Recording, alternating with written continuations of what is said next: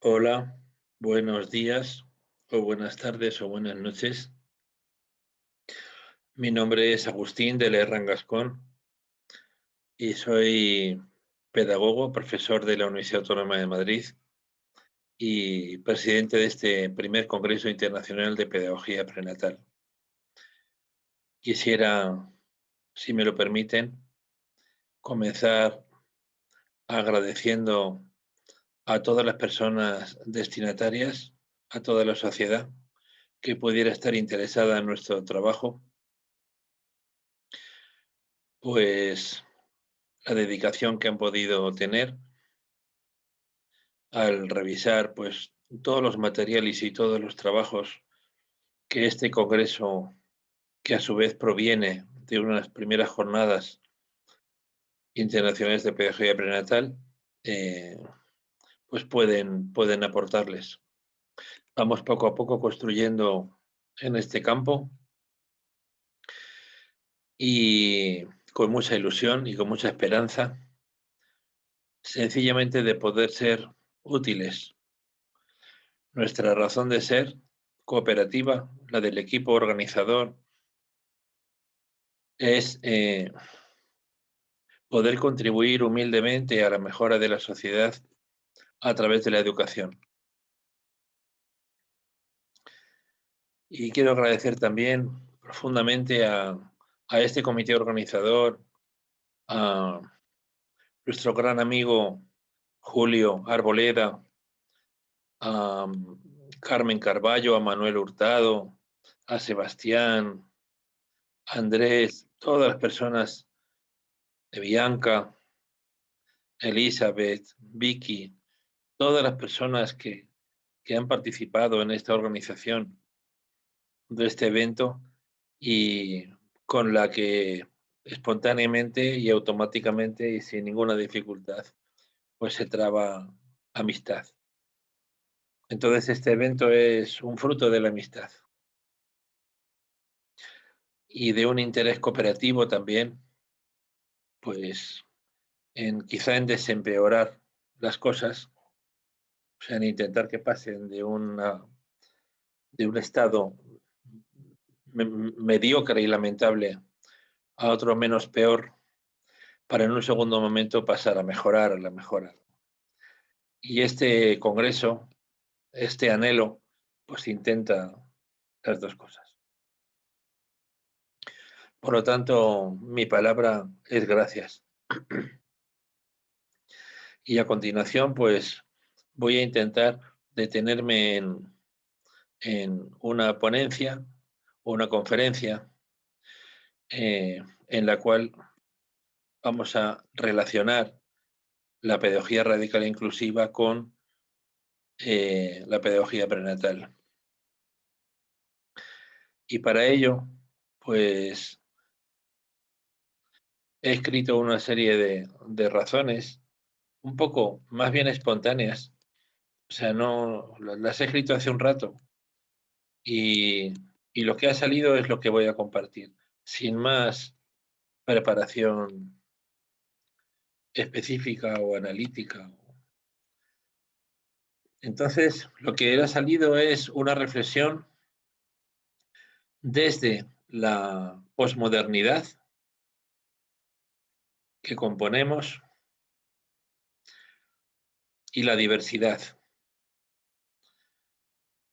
Y para luego articularla con la pedagogía prenatal. No voy a utilizar PowerPoint ni transparencias, porque no, en este caso no hace falta, creo que no hace falta. Bueno, y entonces las razones son las siguientes.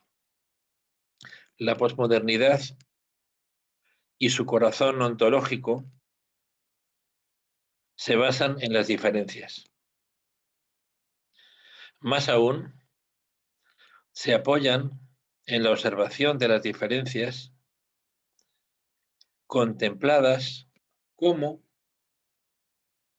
problemática, como realidad y como alternativa.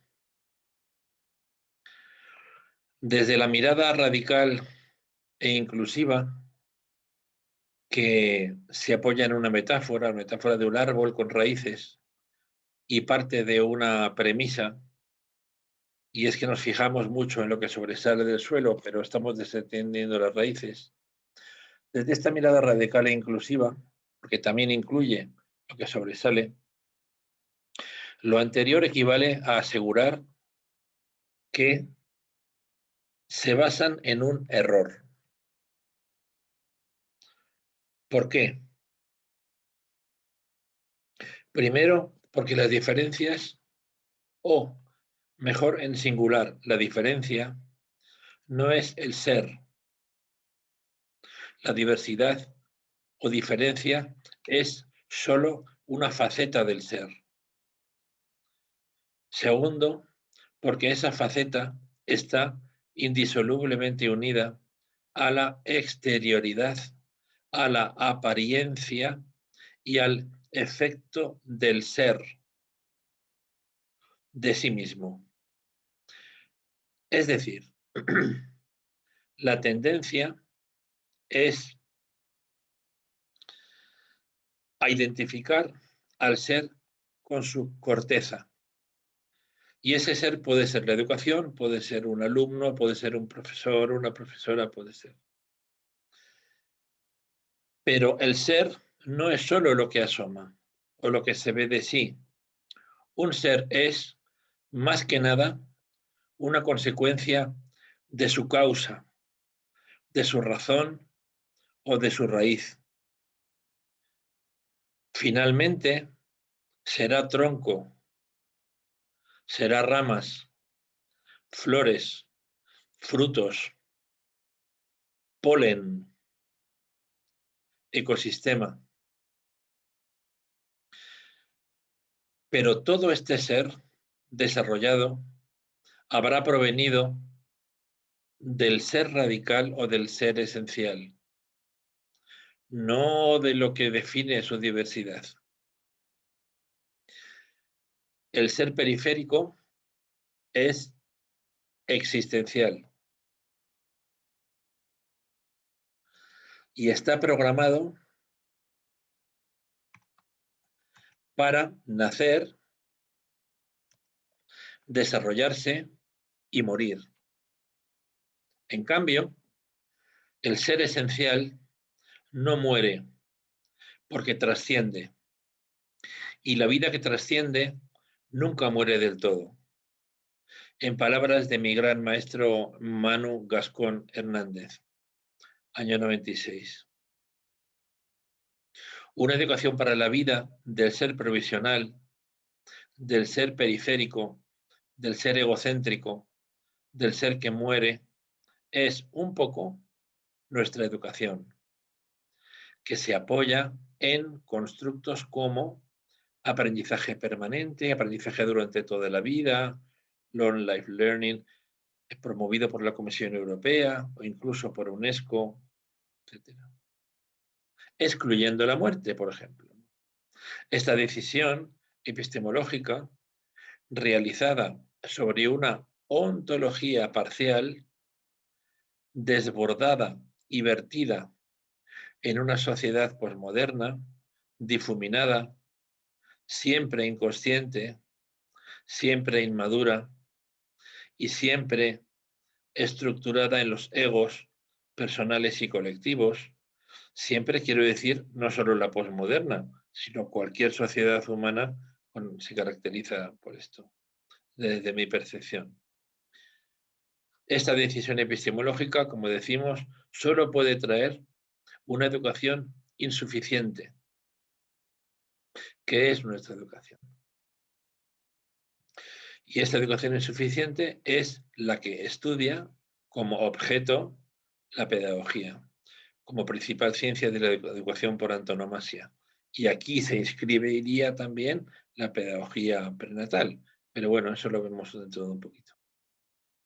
Esta educación, con base en la diversidad, que es la de la UNESCO, la de los sistemas educativos nacionales, que son todos, la de la propia pedagogía, o las de los proyectos institucionales de los centros, de las escuelas de educación infantil, colegios de primaria, los institutos, las universidades.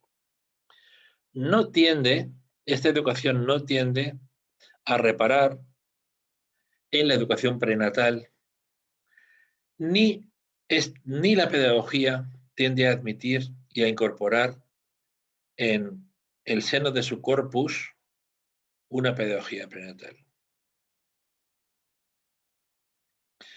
¿Por qué? Porque es el enfoque de la mirada lo que se ve los mayores impedimentos para ello. O sea, aquí hay un problema de visión, de contemplación, de percepción, o sea, de teoreim, o sea, de teoría. El problema es de teoría. Y el problema, intentamos concretarlo en qué consistiría. Definamos la normalidad y automáticamente se deducirá lo que no hacemos. Lo normal es mirar fuera. Lo escaso es dejarnos por mirar. Lo habitual es criticar. Lo infrecuente es cuestionarse. Lo normal es observar los frutos. Por ejemplo, la práctica. Para sacarles el mayor jugo o rentabilidad. Desechamos las raíces por su otra belleza.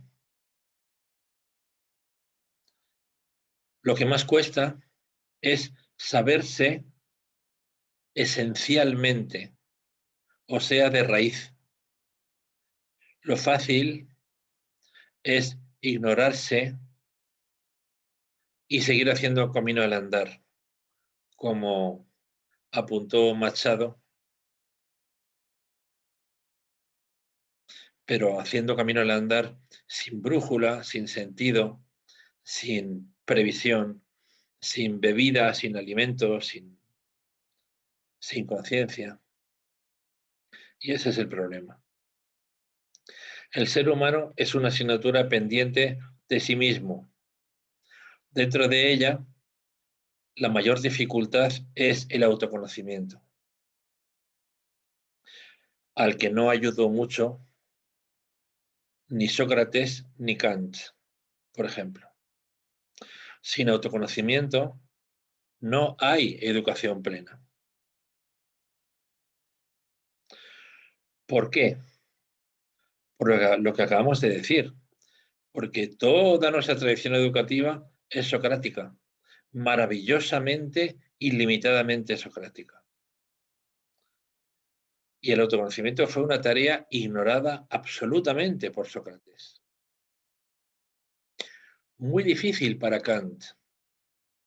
Y ni fácil, ni difícil,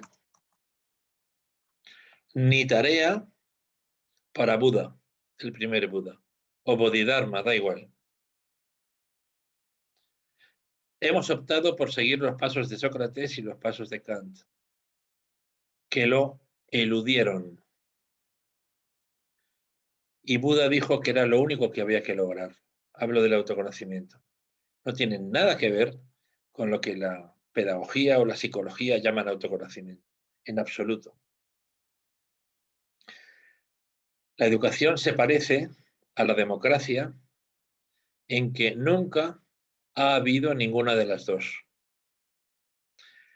Ni en el siglo de Pericles, ni en la Revolución Francesa, ni ahora. No han habido la educación ni democracia. Las dos se han perdido de vista a sí mismas, pero con una diferencia. Democracia jamás ha habido, pero educación sí. Educación plena, quiero decir, sí ha habido. Y educación plena es,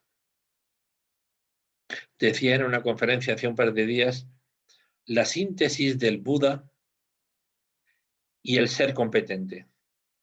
O sea, un ser consciente, despierto o despierta plenamente y competente es el ser plenamente educado. Ese es el Messi, el Ronaldo o el Ter Stegen de la educación.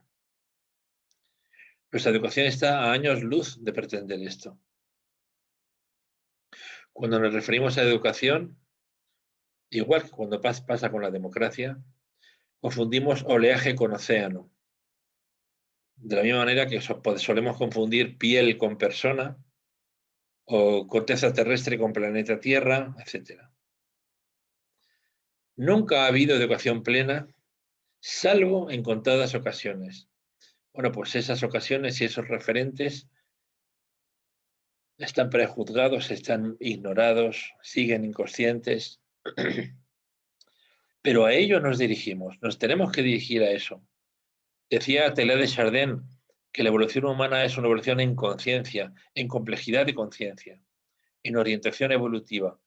Necesariamente entonces tendremos que ir de nuestro planteamiento mediocre e inmaduro a un planteamiento mucho más consciente, que podemos denominar educación plena, o no sé si omega de la educación, pero ¿para qué hablar de omega si esto es más proceso que resultado? El autoconocimiento de la educación, el autoconocimiento de la educación es la conciencia. Y su raíz íntima nace de la educación prenatal. Como la pedagogía no es radical, no aprecia la semilla de su objeto de estudio. Y esa semilla o ese origen, esa educación prenatal, no es de momento objeto de estudio epistemológico preferente en absoluto de la pedagogía prenatal. Sin embargo, podemos apreciar un evento formalmente comparable al momento en el que estamos. Cuando Comenio, en el siglo XVII, da un salto cualitativo y propone la educatividad del niño menor de 6 años. Y no solo eso, sino que afirma que a él se le puede enseñar, a él y a ella, entiéndase, los rudimentos de todas las artes y de todas las ciencias, proponiendo incluso el primer currículo para educación infantil, que por cierto, en muchas de las cosas que el mismo Comenio propone hoy no se han superado. Es alucinante esta persona con la enorme lucidez que tenía. La pedagogía prenatal no ha brotado hasta ahora más que aisladamente. O sea, la primera vez que alguien habla de pedagogía prenatal, según nuestras indagaciones, es en el 2004 o por ahí. Nosotros publicamos artículos en el 2015 intentando sistematizar la pedagogía prenatal, etcétera, y hacer alguna aportación conceptual. O sea, empezar a elaborar el nido, ¿no? Porque hay que diferenciarla muy claramente, la ciencia del campo. La ciencia es la pedagogía prenatal, que es emergente, que se está haciendo, y el campo es la educación prenatal. Hasta ahora, ese campo, educación prenatal, ha sido abordado por ciencias de la salud, tanto médicas como biológicas, incluyendo la psicología, ciencia de la salud. Y llega el momento en que podemos considerarla dentro de parámetros de educación formal, no formal, por ejemplo, pensando en el sistema educativo, por ejemplo, pensando en profesionales con formación necesariamente interdisciplinar, pedagogía y educación, salud, que puedan actuar con papás y mamás embarazados antes, lógicamente, de hablar de niño, porque el niño es desde que se nace. Estamos rompiendo con cariño y con el mayor amor epistemológico posible la premisa de Marta Mata, presidenta del Consejo Escolar del Estado, que además nos hizo un prólogo de un libro se llama La muerte y su didáctica, que es otro tema de tipo radical, y a la cual, pues, siempre estaremos agradecidos.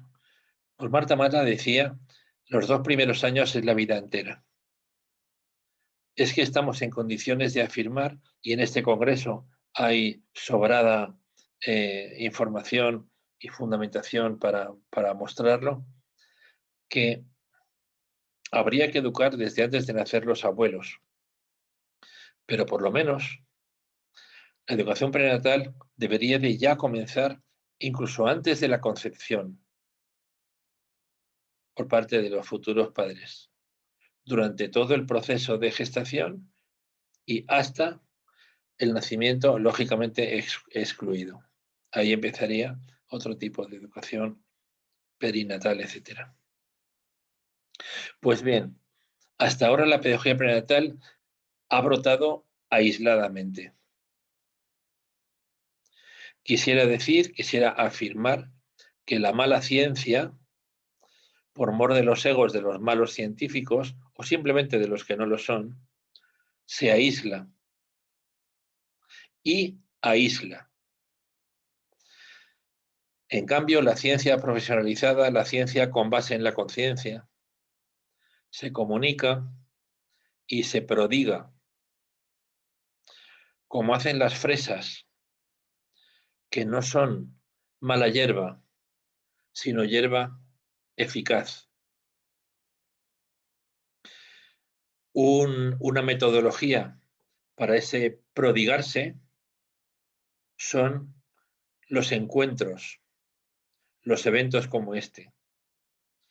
Nos gustaría, por tanto, y termino ya, que este primer Congreso Internacional de Pedagogía Prenatal no sea un congreso hacia, sino que sea un congreso desde, y que pueda terminar en el desempeoramiento y en la mejora profunda de la educación y de la sociedad, y por tanto en otro ámbito radical que es la posible evolución del ser humano.